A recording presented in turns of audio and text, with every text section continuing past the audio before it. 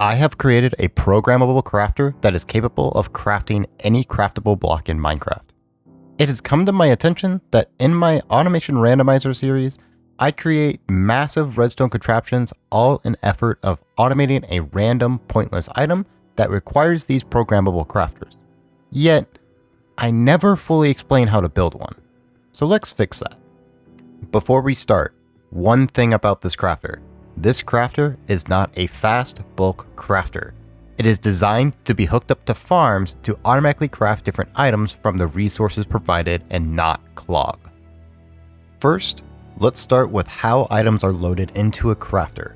Items, when fed into a crafter, will always fill from left to right and from top to bottom, meaning items will be loaded in this order. The crafter also allows you to block a spot, skipping that spot when loading by clicking on it. This locking is how we can create not ordinary 3x3 recipes. Because of the loading order, we have to deliver the items to the crafter in the correct order for the system not to get clogged. I found that the easiest way to do this is by using droppers to drop different items in a single hopper line.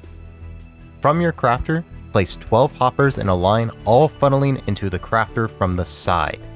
By dropping the items in this hopper line from different distances, we can fully control the order of items that are delivered to the crafter. Place a dropper for every item in the craft facing the hopper line on the farthest hoppers like so.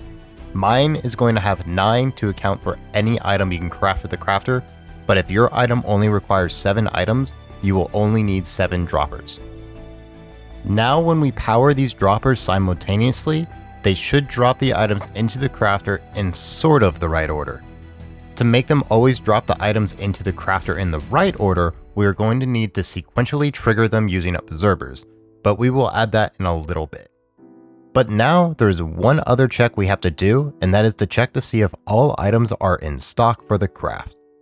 To do this, we can create a massive 9-way AND gate using comparators checking each dropper.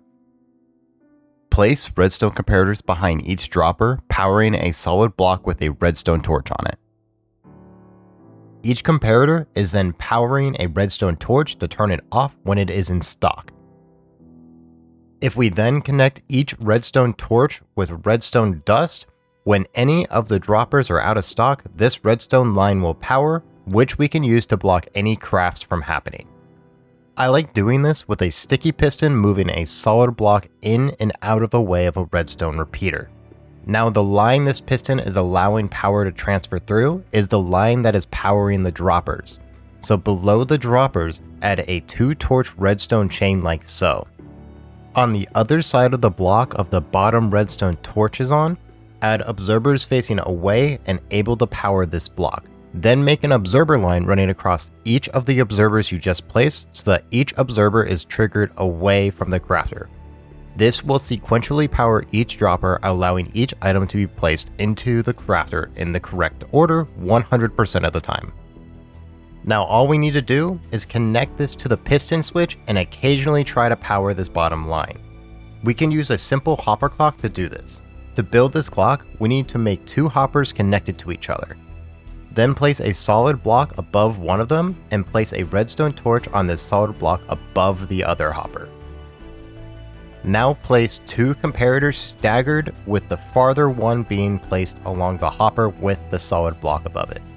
These comparators are both powering a solid block with a redstone torch on it. In between both of the redstone torches we just placed, place a copper bulb with a comparator powering the original solid block above the hopper with the torch on it, and place 16 items into one of the hoppers. The torch should start occasionally turning off and on. We can make an observer look at this to occasionally send a signal to check to see if everything is in stock for the craft, and if everything is in stock, it will deliver the items to the crafter. Now all we need to do is make a simple system to power the crafter if it is full. To do this, place a comparator in subtract mode to the side of the crafter, aka the front torch is on the comparator. This comparator should be powering a solid block. Next to that solid block, place a redstone dust with a redstone repeater powering a block connected to the crafter so that the crafter is powered through that block. Now place another comparator pointing into the side of the first comparator and place a solid block behind it and an item frame on that solid block. Put an item in the item frame and rotate the item 7 times so that it is pointing up and to the left. Now when the crafter is full, it should attempt a craft emptying the crafter. And just like that, you now have a crafter you can program to craft anything. Now we just need to program it.